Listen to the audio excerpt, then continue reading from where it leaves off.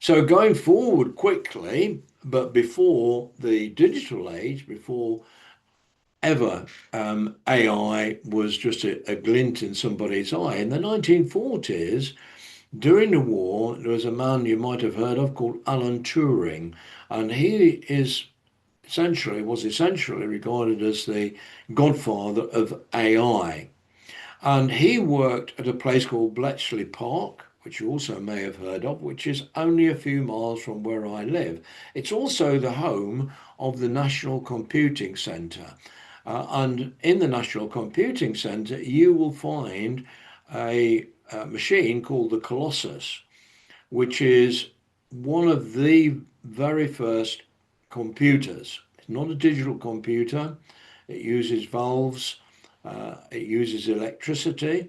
But Alan Turing foresaw, as a visionary, the there would come a time when these machines would be indistinguishable from human intelligence. So they would become intelligent enough to make it difficult to tell the difference between a computer and a machine when you're having a conversation with it. So he devised something called the Turing test, which is a way to measure the machine's ability to exhibit human-like intelligence. And if a human being can't reliably tell whether they're conversing with a machine or a person, the machine has said to pass the Turing test. And at the end of my presentation, I want you to think about whether the technologies we have today on our smartphones have passed the Turing test and gone even beyond what he envisaged in the 1940s. So, in my own life, I was born in 1949. I want you to try to imagine what my world was like as a 5-year-old child in 1954. So, the picture on the left-hand side, it's an AI-generated image showing a mother and a father and a young boy.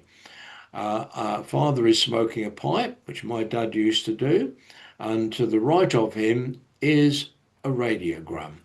And a radiogram really was the only entertainment that most people had. The only way of getting news from around the world was by radio.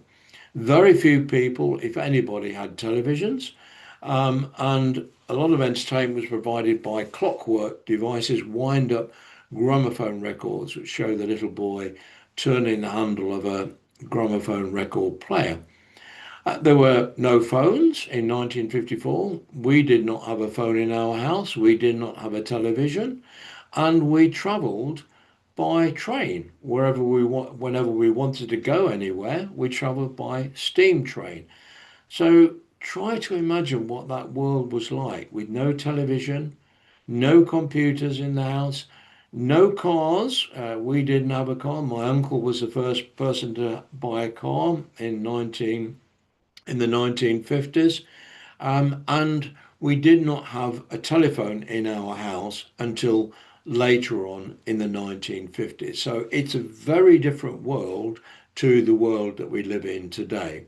But today, all of that's gone. It must be very difficult for young students to imagine what that must have been like. But today we're living in what I call exponential time. So all of this is happen in the span of one human being. So we've gone from human beings controlling machines like steam engines and cars to technologies now which are capable of controlling us humans.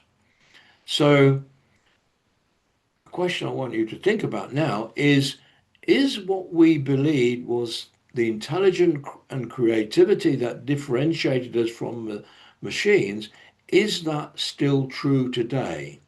Is our intelligence differentiating us from machines? And do the technologies and machines that we build today pass the Turing test and go even beyond that? So I made this chart up. Again, it's an AI generated chart because I wanted to get you to think about the length of time it takes for a new disruptive technology to be adopted in society. So when we talked about the first industrial revolution and steam engines, it took about 100 years before these were widely adopted in society. Telegraph took 70 years. The telephone took 40 years. The automobile took about 50 years. Radio, 30 years. Uh, Television, about 20 years.